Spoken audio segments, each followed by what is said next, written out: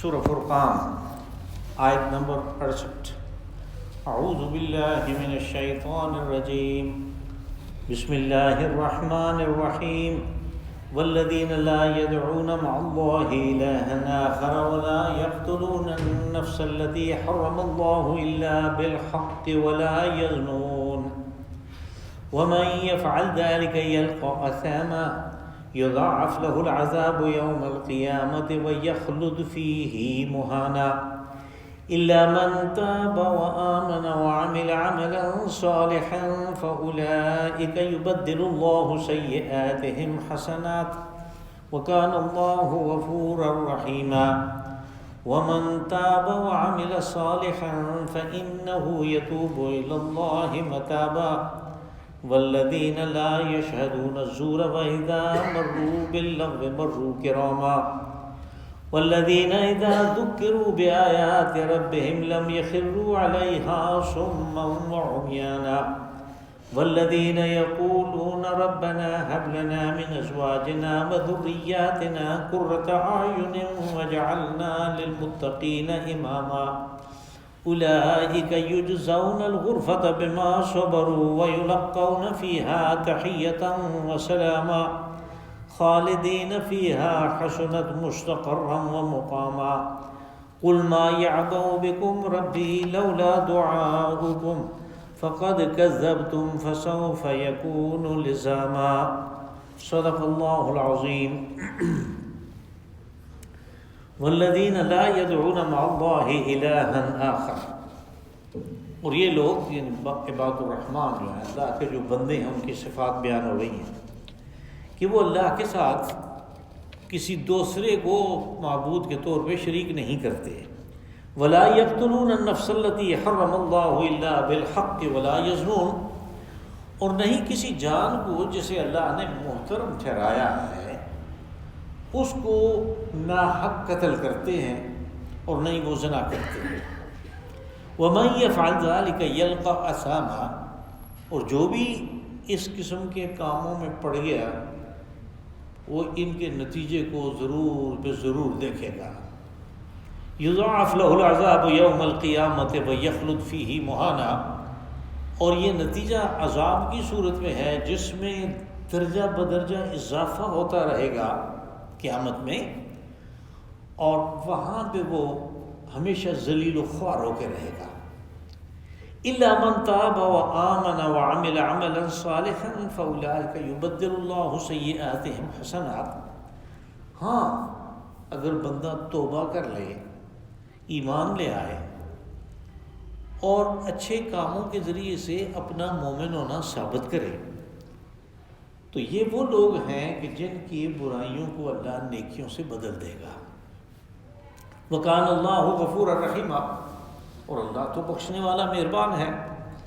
وَمَن تَابَ وَعَمِلَ صَالِحًا فَإِنَّهُ يَتُوبُ إِلَى اللَّهِ مَتَابًا، اور جس نے بھی توبہ کی اور نیک اعمال کی طرف پلٹ آیا تو اس نے رجوع کیا اللہ کی طرف، ایسے کہ جس سے کیسے رجوع کرنا۔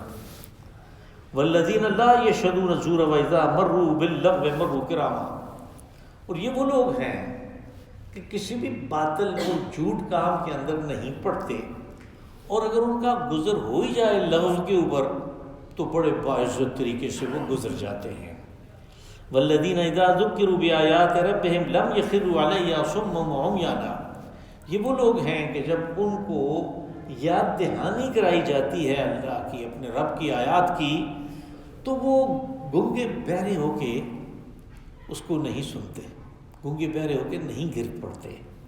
والذین یقولون ربنا هب لنا من ازواجنا وذریاتنا قرۃ اعین واجعلنا للمتقین اماما، اور یہ وہ لوگ ہیں کہ جو اپنی دعاؤں میں اس بات کو یاد رکھتے ہیں کہ یا رب ہماری بیویوں اور ہماری اولادوں سے ہمارے لیے آنکھ کی ٹھنڈک پیدا کر، اور ہمیں متقین کا سربراہ بنا۔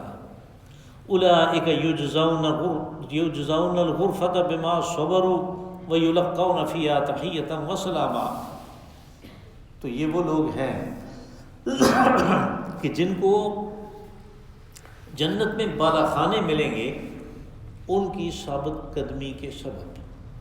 اور وہاں پہ ان کا استقبال تحیہ اور سلامن سلامہ سے ہوگا. خالدین فیہا، اور وہاں پہ وہ ہمیشہ رہیں گے. حسنت مستقرم و مقامہ، بہت ہی اچھا ٹھکانہ ہے، عارضی ہو یا مستقل. قل ما یعبأ بکم ربی لولا دعاؤکم، آپ انہیں کہہ دیں اے رسول صلی اللہ علیہ وسلم، آپ انہیں کہہ دیں کہ میں جو تمہارے پیچھے پڑا ہوا ہوں تو اس میں میرا اپنا یا رب کا کچھ بھی نہیں ہے، تمہیں صرف تمہاری بہتری کے لیے ایک چیز کی طرف بلا رہا ہوں. فقد کذبتم فسوف یکون لزاما، اور تم نے مجھے جھٹلا دیا تو یقیناً اس جھٹلانے کے نتائج کو تم بھگتو گے. یہ جیسے کل کے درس میں یہ بات شروع ہوئی تھی کہ عباد الرحمن کی بات ہے، یعنی ان لوگوں کی بات ہے کہ جن کی شخصیت کی تعمیر اسلامی اصولوں پہ ہو چکی، اب وہ کیسے اس معاشرے میں اپنی زندگی گزارتے ہیں اور دوسروں کو وہ کیسے نظر آتے ہیں. کچھ صفات کا تذکرہ ان میں، ایک بات جو تھی وہ تو جلوت کی تھی، اور ایک بات خلوت کی تھی کہ وہ راتیں کیسے گزارتے ہیں، اور پھر ایک خرچ کرنے کی بات تھی کہ آدمی کے پاس دوسری معبود چیز اس کا مال ہے تو مال کو وہ کیسے خرچ کرتے ہیں. اس کے بعد ہماری آج کے درس کی جو پہلی آیت ہے، اس میں 3 بہت ہی بڑے گناہوں کا تذکرہ ہے کہ ان سے وہ اپنے آپ کو بچا کے رکھتے ہیں. قرآن حکیم نے دوسری جگہوں پہ بھی یہ بات کہی کہ والذین یجتنبون کبائر الاسم، وہ لوگ جو اپنے آپ کو بڑے بڑے کبیرہ گناہوں سے بچا کے رکھتے ہیں. آدمی سے گناہ تو ہوتے ہیں لیکن کچھ اتنے بڑے ہیں کہ وہ غلطی سے بھی نہیں ہونے چاہیے، بھول چوک کے بھی نہیں ہونے چاہیے. اب ان 3 بڑے گناہوں میں سے جن کا تذکرہ یہاں پہ ہے، ایک ہے شرک، لا یدعون مع اللہ الہا آخر، اس لیے کہ بندے کے اوپر اللہ کا یہ حق ہے کہ اس کو یہ وحدہ لا شریک تسلیم کرے. یہ اللہ کا حق ہے اور یہ بنیادی حق ہے، اس لیے کہ اس کی پیدائش، اس کی حفاظت، اس کے لیے خوراک کی فراہمی، اس کے لیے تازہ پانی، اس کے لیے آکسیجن، اس کی روحانی بڑھوتری کے لیے علم وحی، ان سب چیزوں کا انتظام اس نے کیا. تو پھر اس کو چھوڑ کے کسی دوسرے کو کیسے یہ خدائی میں، الوہیت میں اور محبوبیت میں اور مطلوبیت میں شریک کر سکتا ہے؟ اگر یہ کرے گا ذرا بھی تو اس نے اللہ کے حق کے اوپر ڈاکہ ڈالا ہے اور اس کو غصب کرنے کی کوشش کی ہے. دوسری چیز جو ہے، انسان معاشرے کے اندر رہتا ہے، دوسرے بھی انسان وہاں پہ رہتے ہیں، اس کے ان کے اوپر حقوق ہیں، ان کے اس کے اوپر حقوق ہیں. ان کے لیے اس نے کچھ فرائض سر انجام دینے ہیں، انہوں نے اس کے لیے کچھ فرائض سر انجام دینے ہیں. ہر ایک کے اپنے حقوق اور فرائض ہیں، اور وہ اللہ کے رسول صلی اللہ علیہ وسلم نے متعین کر دیے ہیں. اب ان حقوق و فرائض کو ادا کرنا، یہ اپنے آپ کو گویا ان گناہوں سے بچانا ہے کہ جن کو ہم کہتے ہیں، یعنی ایک تو حقوق اللہ ہے، ایک حقوق العباد ہے، ان سے اپنے آپ کو بچانا. ان میں سب سے پہلا حق جو باقی دنیا کے لوگوں کا ہر آدمی کے اوپر ہے، وہ یہ ہے کہ اللہ نے ہر ایک کی جان کو، اس کی زندگی کو محترم ٹھہرایا ہے. بس کسی دوسرے کو یہ حق حاصل نہیں ہے کہ وہ اس سے اس کی زندگی چھین لے. یہ اسے پسند نہیں ہے، یہ اس سے نفرت کرتا ہے، یا ان کا آپس میں کوئی مالی تنازع ہے، کوئی لین دین کا چکر ہے، اور یہ اس کو ایلیمنیٹ کرنے کے چکر میں. ان کا آپس میں کوئی سیاسی تنازع ہے، اقتدار کی کوئی جنگ ہے، اور اس جنگ میں یہ اس کو ختم کرنے کی کوشش کرتا ہے اور ختم کرتا ہے. تو یہ گویا اس نے ایک ایسی جان کو، یعنی جس کو اللہ نے محترم ٹھہرایا، اس نے اس قانون کو توڑ کے، اللہ کی قانون حفاظت کو توڑ کے پوری دنیا کے انسانوں کو اپنے سامنے بے بس کر دیا. دوسری جگہ اللہ پاک نے فرمایا کہ وَمَنْ قَتَلَ نَفْسًا بِغَيْرِ نَفْسٍ أَوْ فَسَادٍ فِي الْأَرْضِ فَكَأَنَّمَا قَتَلَ النَّاسَ جَمِيعًا، کہ جس نے کسی کو بھی قتل کیا، ایک آدمی کو، اس نے گویا ساری انسانیت کو قتل کر دیا۔ اب حالانکہ ساری انسانیت کو کیسے قتل کیا اس نے؟ تو بات یہ ہے کہ اللہ نے ہر ایک کی جان کے لیے ایک قانون بنایا ہے، اس قانون کو اس نے توڑ دیا۔ اب اگر اس کو گرفت میں نہیں لیا جاتا ہے، اس کو تعاقب کر کے گرفت میں لے کے اس کو کیفر کردار تک نہیں پہنچایا جاتا، جس وقت تک، اس وقت تک ساری دنیا کے انسان جو ہیں اس کے سامنے غیر محفوظ ہیں، یہ کسی کو بھی قتل کر سکتا ہے۔ اور دوسرے الفاظ میں یعنی اسی کو الٹا کر کے دیکھیں تو یہ ہے کہ سب لوگ جو ہیں وہ اس کے سامنے بے بس ہیں۔ اب انسان نے، آدمی نے عقل سے کام لے کے جو کام کرنے ہیں، جو کرنے کے کام ہیں، اس میں رہنا پڑ گیا، اس لیے کہ اس کو تو اپنی جان کے لالے پڑ گئے۔ یہ آدمی جو ہے جس کے فکر کے اوپر یہ چھا گیا ہے، اپنی حفاظت کا ایک اس کے اوپر غول طاری ہو گیا ہے، غشی طاری ہو گئی اس کے دماغ کے اوپر، یہ تو مطلوب آدمی نہیں ہے۔ اور یہ کس کی وجہ سے ہوا؟ اس کی وجہ سے جس نے قتل کیا۔ پس قتل کو اللہ نے ایک بہت بڑا جرم قرار دیا، انسانیت کے خلاف جرم ہے۔ اور پھر تیسری چیز کہ جس طرح کسی کی جان محترم ہے، اس طرح اس کی عزت بھی محترم ہے۔ اس کی عزت کے اوپر ہاتھ ڈالنا یعنی زنا کا ارتکاب جب بھی کرے گا، کسی نہ کسی کی عزت کے اوپر ہاتھ ڈال رہا ہے، کسی نہ کسی کی عزت کے اوپر حملہ کر رہا ہے۔ اور پھر اس میں ایک دوسرا پہلو بھی ہے، وہ یہ کہ جو نسلیں ہیں جو اللہ نے بنائی ہیں، شعوب و قبائل، اس میں یہ خلط ملط کی کوشش کر رہا ہے، اس میں کراس کی کوشش کر رہا ہے، یعنی انسانوں کو تباہ کر رہا ہے، ان کے جو فیملی سسٹم ہے اس کو تباہ کر رہا ہے۔ تو ان تینوں گناہوں کو بڑا گناہ قرار دیا۔ لیکن آگے کہا کہ الا من تاب وآمن وعمل عملا صالحا، یعنی ان لوگوں کو ان کے بارے میں کہا کہ یہ تین جو گناہ کرنے والے جو ہیں، یفعل ذلک یلقى اثاما، یلقى اثاما سے مراد یہ ہے کہ اس کا جو نتیجہ نکلنا ہے، سامنے آنا ہے قیامت میں، وہ اس کو مل کے رہے گا۔ اس لیے کہ یہ ایسے جرائم ہیں کہ ہو سکتا ہے اس دنیا میں کسی کو پتہ ہی نہ چلے کس نے قتل کیا، جیسے یہ ہمارے ہاں روزانہ اندھے قتل ہوتے ہیں، کسی کو پتہ ہی نہیں، وہ فائل کو بند کر دیتے ہیں اس لیے کہ اگلے قتل جو والے ہو جائیں وہ بیٹھے ہوئے ہیں، پولیس والوں کو بھی پتہ نہیں ہے کیا کریں۔ تو یہ جو یلقى اثاما ہے، اس میں اس بات کی طرف اشارہ کیا، اسم گناہ کو کہتے ہیں، اور یلقى اثاما یعنی ان گناہوں کا جو نتیجہ ہے وہ اس کے سامنے آ کے رہے گا، اور وہ بہت خوفناک نتیجہ ہے۔ ہاں البتہ اگر کسی نے توبہ کی، تاب وہ آمن، اور اس نے اپنے ایمان کو دوبارہ تجدید کر لی، اس لیے کہ یہ وہ گناہ ہیں کہ جن سے ایمان چلا جاتا ہے، قتل، زنا اور اس قسم کے جو کام ہیں، ان سے ایمان جو ہے وہ چلا جاتا ہے۔ رسول اللہ صلی اللہ علیہ وسلم نے فرمایا کہ لا یزنی الزانی حین یزنی وہو مؤمن، کہ کوئی زناکار جب زنا کرتا ہے تو وہ مومن نہیں ہوتا، یعنی ایمان اس سے نکل جاتا ہے۔ اب یہ جو توبہ والی بات ہے، اس کو سمجھنے کے لیے ہم یوں کہہ سکتے ہیں کہ وہ نکل تو گیا اس کے اندر سے، لیکن زیادہ دور نہیں گیا۔ اگر اس نے رجوع کر لیا، توبہ کر لی، تو وہ واپس اس کو مل جائے گا۔ یہ وہ الا ہے، یعنی استثناء یہ وہ ہے۔ اب اس میں یہ ہے کہ اب مثال کے طور پہ ایک آدمی نے قتل کیا ہے تو اس کی کیسے توبہ ہوگی؟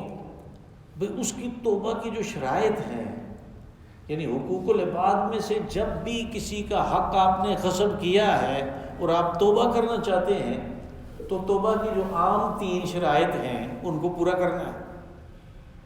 پہلے نمبر پہ تو یہ ہے کہ اس نے استغفار کیا اور اپنے دل میں بھی نادم ہوا کہ یہ میں نے غلط کام کیا ہے۔ دوسرا یہ ہے کہ اس نے اقرار کیا کہ میں آئندہ یہ نہیں کروں گا، اور یہ اقرار جو ہے یہ اس نے اپنے عمل سے ثابت بھی کیا۔ جب بھی آپ تابہ و آمن و عمل صالحا، اپنے عمل سے اس نے ثابت کیا، اور جس کی حق تلفی ہوئی ہے اس کا حق بھی اس کو ادا کیا، جہاں تک ممکن ہوا اس کا حق ادا کیا۔ اب آگے اس کی بہت ساری صورتیں ہیں، مثال کے طور پہ وہ آدمی مر گیا کچھ اس قسم کی، تو وہ فقہ کی کتابوں میں ہم دیکھ سکتے ہیں، اس کے اوپر فتاویٰ ہیں، لوگوں نے پوچھے ہیں کہ یہ کام ہے، میرے ساتھ یہ ہو گیا، میں کیا کروں؟ تو مفتیان نے جواب دیے ہوئے ہیں، وہ بہت تفصیل ہے فقہ کی کتابوں میں، وہ دیکھا جا سکتا ہے۔ یہاں پہ اس کو کہا کہ وہ یخلد فیہ مہانا، کہ وہ یضاعف لهم العذاب، ان کے لیے عذاب میں اضافہ ہوتا رہے گا۔ یعنی قیامت کا عذاب ایسا نہیں ہے کہ جیسے یہاں پہ کسی کو قید کرتے ہیں تو پھر جیل والوں کا یہ اصول ہوتا ہے کہ اگر اس نے شرافت کا مظاہرہ کیا، وہاں پہ اچھے کام کیے، اپنی جگہ کو صاف رکھا، لوگوں کا، باقی قیدیوں کا خیال رکھا، تو اس کے ساتھ وہ نرمی بھی برتتے ہیں، اور اس کی اچھی رپورٹ کی وجہ سے اس کی قید میں کمی ہوتی رہتی ہے۔ یعنی کبھی یہ ہوا کہ بھئی چھٹی کے دن لوگوں کے 2 دن شمار ہوتے ہیں، اس کے 3 شمار کر دیے، اس کا کیریکٹر اچھا ہے۔ جہنم میں یہ بات نہیں ہے، وہاں پہ یضاعف لہ العذاب یوم القیامہ، ان کے عذاب میں، ان کی تکلیف میں، ان کی سزاؤں میں اضافہ ہوتا رہے گا دن بدن۔ اور یضاعف میں یعنی اس میں ایک تدریج بھی پائی جاتی ہے کہ دن بدن، یعنی ہر لمحہ اس میں اضافہ ہوتا ہے، ایک تدریج پائی جاتی ہے، جس کو ہم سود مرکب کہتے ہیں، اس کے لیے بھی یہی لفظ استعمال ہوا۔ سورہ آل عمران میں کہا یا ایھا الذین آمنوا لا تأکلوا الربا اضعافا مضاعفۃ۔ یہ جو اضعافا مضاعفہ ہے کہ پہلے سال کا جو سود ہے اس سود کے اوپر بھی اگلے سال سود لے رہا ہے، اضافہ ہو رہا ہے۔ سود مرکب اس کو کہتے تھے جب ہم پرائمری اسکول میں پڑھتے تھے، حساب لگایا کرتے تھے سود کا۔ تو یہاں پہ بھی یہ ہے کہ قیامت میں تو اس کے عذاب میں اضافہ ہوتا رہے گا، وَيَخْلُدْ فِيهِ مُهَانًا، اور اس عذاب میں وہ ہمیشہ رہے گا۔ یہ جو ایک خاص لفظ آیا یہاں پہ لفظی اعتبار سے، یعنی تجوید کی اعتبار سے، فیہ، ہمیشہ فیہ ہوتا ہے، تو یہاں پہ فیہ اس لیے ہے کہ ہمارے دوسرے جو قراء ہیں، ہم تو عاصم یعنی حفظ العاصم پڑھتے ہیں، یہ جو لکھا ہوا بھی ہے، جو پڑھتے ہیں، جو تلاوت کرتے ہیں، اس کو کہتے ہیں حفظ العاصم۔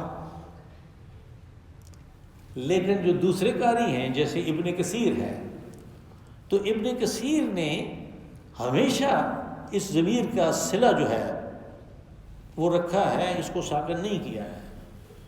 وہ کیسے ہے کہ ہمارے ہاں اگر ہاں سے پہلے جو یا ہے، اگر یہ متحرک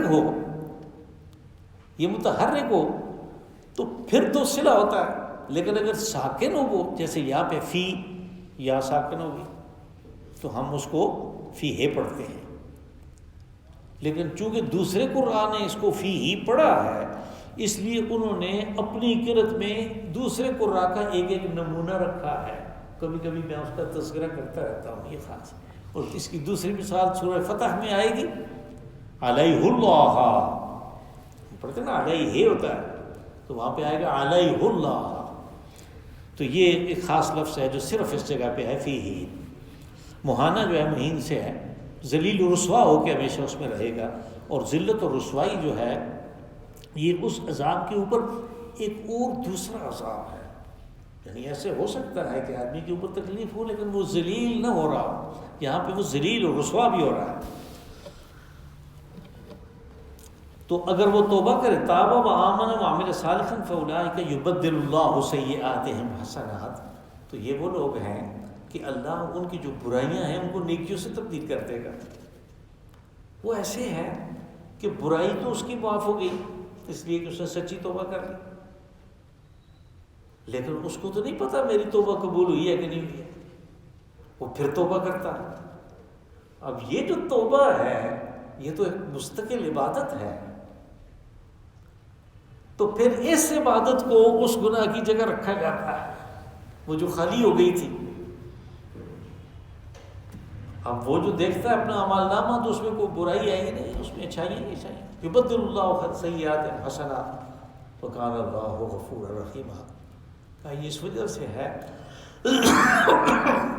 کہ اللہ بخشش بھی کرتا ہے اور مہربان بھی ہے. پھر اس کی تاکید کی وَمَن تَابَ وَعَمِلَ صَالِحًا فَإِنَّهُ يَتُوبُ إِلَى اللَّهِ مَتَابًا. اب یہاں پہ میں آپ کو ایک مختصر سی حدیث اگر اس کا مفہوم بیان کروں تو بہت اچھا رہے گا. رسول اللہ صلی اللہ علیہ وسلم نے فرمایا کہ جب آدمی توبہ کرتا ہے تو اللہ اس سے خوش ہوتا ہے، یعنی اللہ کو خوشی ہوتی ہے. آپ نے فرمایا وہ کتنا خوش ہوتا ہے. خوشی کو کوئی ناپ تو نہیں سکتا، لیکن ہم اندازہ تو کر سکتے ہیں، اس لیے کہ اپنے ساتھ بھی یہ واقعات ہو چکے ہوتے ہیں مختلف قسم کی خوشی کے.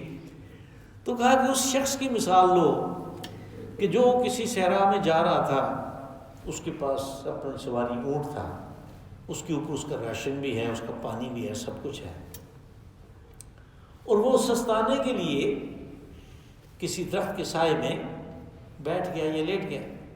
اس کی آنکھ لگ گئی اور یہ اونٹ جو ہے جانور ہے یہ غائب ہو گیا، نکل گیا. یہ جگہ تو اونٹ نہیں ہے. اب نہ اس کے پاس راشن ہے، نہ اس کے پاس پانی ہے، نہ اور کوئی ضرورت کی چیز ہے، نہ سواری کے بغیر کہیں جا سکتا ہے. یہ بھاگا ادھر ادھر، اس کو تو کچھ بھی نہیں ملا. اب یہ کسی درخت کے سائے میں موت کے انتظار میں بیٹھ گیا. وہاں پہ پھر اس کی آنکھ لگ گئی اور جب وہ جاگا تو دیکھا اپنا اونٹ تو پاس کھڑا. کہ اس شخص کو جتنی خوشی ہوتی ہے اللہ کو توبہ کرنے والے کی توبہ سے اس سے بھی زیادہ خوشی ہوتی ہے. یہ حدیث آپ کو مسلم میں ملے گی، حضرت انس کی روایت ہے. اور اس میں جو متابہ ہے آخر میں، متابہ یعنی وہ توبہ سے ہے، متابہ اس کی تاکید ہے اور اس کی تفخیم شان کے لیے ہے کہ توبہ کی اس نے تو اس نے اپنی شان کتنی بڑھائی اللہ کی خوشی کی وجہ سے. والذین لا یشهدون الزور واذا مروا باللغو مروا کراما. اب یہ ہے کہ وہ لوگ زور کہتے ہیں باطل کو اور کذب کو، جھوٹ کو. اس میں ہر قسم کا جھوٹ شامل ہو جاتا ہے. یعنی ایک تو صرف وہ جھوٹ ہے جو زبان سے بولا جاتا ہے، لیکن ایک وہ جھوٹ ہے جیسے ایک آدمی جھوٹا عمل کر رہا ہے، وہ رشوت لے رہا ہے، دفتر میں بیٹھا، دکان پہ بیٹھا وہ کام تول رہا ہے، یہ جھوٹے اعمال ہیں. کہ اگر کسی جگہ ایسا جھوٹ ہو رہا ہو، باطل کام ہو رہا ہو، تو وہ وہاں پہ کھڑے ہو کے انجوائے کرنا نہیں شروع کر دیتے. وہ دیکھتے ہیں یہ خراب بات ہے، یہ غلط بات ہے، یہ جھوٹ ہے، یہ باطل ہے، یہ گناہ کی بات ہے. اب اس کو وہ دل میں برا جانتے ہیں اور وہاں سے وہ مرو کرامہ باعزت طریقے سے رخصت ہو جاتے ہیں.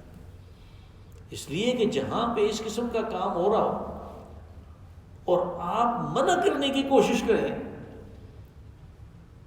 تو پھر دنگے فساد کا اندیشہ رہتا ہے. اس لیے کہ جو لوگ وہ کام کر رہے ہیں، اگر کسی شراب کی محفل میں ہیں، کسی جوئے کی محفل میں ہیں اور وہ محفل لگی ہوئی ہے اور ایک آدمی آتا ہے وہ ان کو منع کرنے کی کوشش کرتا ہے تو اس کا نتیجہ بڑا خراب نکلے گا. ان سے جان چھڑا کے باعزت طریقے پہ نکل جانا یہ ایمان والوں کی صفت ہے، عباد الرحمن کی یہ صفت ہے. مرو کرامہ باعزت طریقے سے وہ چلے جاتے ہیں. والذین اذا ذکروا بآیات رب، اور وہاں پہ یعنی یہ دوسری جگہوں پہ بھی یہ مضمون ہے، سورہ قصص میں آگے آئے گا. وَإِذَا سَمِعُوا اللَّغْوَ أَعْرَضُوا عَنْهُ وَقَالُوا لَنَا أَعْمَالُنَا وَلَكُمْ أَعْمَالُكُمْ لَا نَبْتَغِي الْجَاهِلِينَ کہ جب وہ کوئی لغو قسم کی بات سنتے ہیں تو کہتے ہیں بھئی تمہارا عمل تمہارے لیے اور ہمارا عمل ہمارے لیے، ہم تو الجھنے کی کوشش نہیں کرتے، میں تم نہیں الجھتا تمہارے ساتھ، بحث نہیں کرتا۔ والذین اذا ذکروا بآیات ربہم لم یخروا علیہا صما وعمیانا، کہ یہ وہ لوگ ہیں کہ جب انہیں اللہ کی آیات کے ذریعے سے تذکیر کی جاتی ہے، یاد دہانی کروائی جاتی ہے کہ انسانی فطرت یہ ہے، یہی اللہ کا حکم ہے، اس کے مطابق چلنا چاہیے، تو وہ اندھے بہرے ہو کے نہیں سنتے، یعنی وہ بات کو کے اوپر اس طرح نہیں گر پڑتے جیسے کوئی اندھا ہو یا بہرا ہو کہ اس کو آواز ہی نہیں آئی، دوسرا کہہ رہا تھا کہ نہیں کرو ایسے، گرو گے، یا اندھا ہے، وہ اس طرح نہیں ہوتے۔ ان کی جب تذکیر کی جاتی ہے اللہ کی آیات سے، اپنے رب کی آیات کے ذریعے سے جب یاد دہانی کروائی جاتی ہے تو وہ توجہ سے اس کو سنتے ہیں اور اپنے آپ کو درست کرنے کی کوشش کرتے ہیں، اپنے دل میں اس کا اثر قبول کرتے ہیں۔ اذا ذکروا بآیات ربہم لم یخروا علیہا صما وعمیانا والذین یقولون ربنا هب لنا من ازواجنا وذریاتنا قرۃ اعین واجعلنا للمتقین اماما۔ اب یہ وہ لوگ ہیں کہ جو صرف اپنے بارے میں نہیں، ساتھ میں اپنے اہل و عیال کے بارے میں فکر مند رہتے ہیں، اور وہ اس بات کو جانتے ہیں کہ میری ذمہ داری ہے ان کی صحیح تربیت، اور ان کو ایک اسلامی اٹھان جو ہے، ایک اسلامی شریعت کے مطابق جو براٹ اپ ہے وہ میں نے ان کو دینا ہے، اس لیے کہ میں قبیلے کا، کنبے کا، اپنے کنبے کا سربراہ ہوں۔ اور رسول علیہ الصلوۃ والسلام نے فرمایا کہ کلکم راع وکلکم مسئول عن رعیتہ، تم میں سے ہر ایک یہ سمجھ لو کہ ایک چرواہا ہے، اور اپنے وہ جو اس کا ہے بھیڑوں کا جو جتھا ہے، جو اس کا اجڑ ہے، اس کے بارے میں اس سے پوچھا جائے گا۔ تو یہ جو اپنی فیملی ہے اس کے بارے میں وہ فکر مند رہتے ہیں کہ یہ بھی ایسا کام کریں کہ جب ہم آگے ملے تو میری آنکھوں کی ٹھنڈک ہو ان کے اعمال کے اندر، میں بھی خوش ہوں کہ یہ میری اولاد ہے اور انہوں نے یہ کام کیا۔ آگے سورہ طور میں ایک بڑا دلچسپ مضمون آئے گا، اور اس میں وہ چیز بیان ہوئی ہے کہ جب باپ ہے وہ کسی جنت میں کسی اعلیٰ مقام پہ ہے، تو بیٹے بیٹیاں ہیں وہ جنت میں ہیں لیکن نیچے ہیں، تو ان کے ساتھ کیا معاملہ ہوگا؟ اس لیے کہ اس کی خوشی تو ان کے ساتھ ملاقات میں ہے، وہ تو اپنے بیٹے بیٹیوں کو دیکھ کے خوش ہوگا، لیکن وہ دور ہیں یا دوسری صورت ہے، تو کیسے یہ آپس میں ملیں گے، کیسے ہوگا؟ وہ سورۃ طور میں وہ مضمون بھی بیان ہوا۔ اب اس میں یہ ہے کہ وہ کہتے ہیں جعلنا للمتقین اماما، کہ ہمیں سربراہ بنا، امام سربراہ ہے متقین کا۔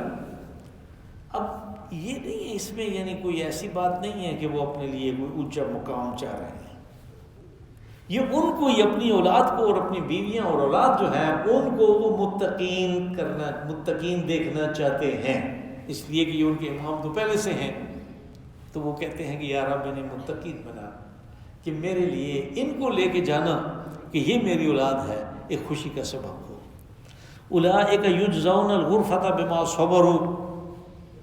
اب یہاں پہ یہ بات واضح ہوئی کہ کوئی نیکی کا عمل مشکل ہو یا آسان ہو، ایک وقت کرنے کا ہو یا بہت سے اوقات میں کرنے کا ہو، اس کے اوپر اصل میں استقامت ہے جو مطلوب ہے، اور جس کے ذریعے سے وہ اس وقت صحیح اجر پاتا ہے۔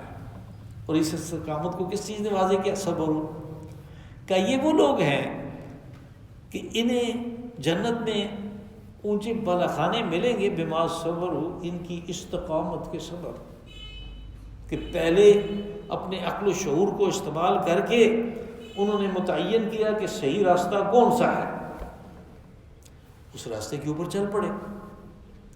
اب جو مشکلات آ رہی ہیں اس میں چلنے میں، اس میں جو یعنی نظر آتا ہے کہ اس کو چھوڑ کے میں اگر ادھر جاتا تو اچھا ہو جاتا، نہیں، انہوں نے اس کے اوپر استقامت اختیار کی اس لیے کہ یہ راستہ ہے.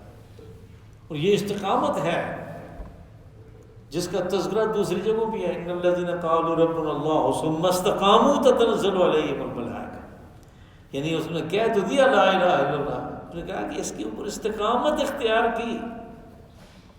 ثم استقاموا، ان لوگوں کے اوپر فرشتے اترتے ہیں کہ پرواہ نہ کرو، مشکل وقت آیا ہوا ہے لیکن یہ گزر جائے گا، یہ آزمائش ہے، یہ تمہیں کندن بنانے کے لیے ہے. ملائکہ اتر کے ان کی تسلی کے لیے اترتے ہیں.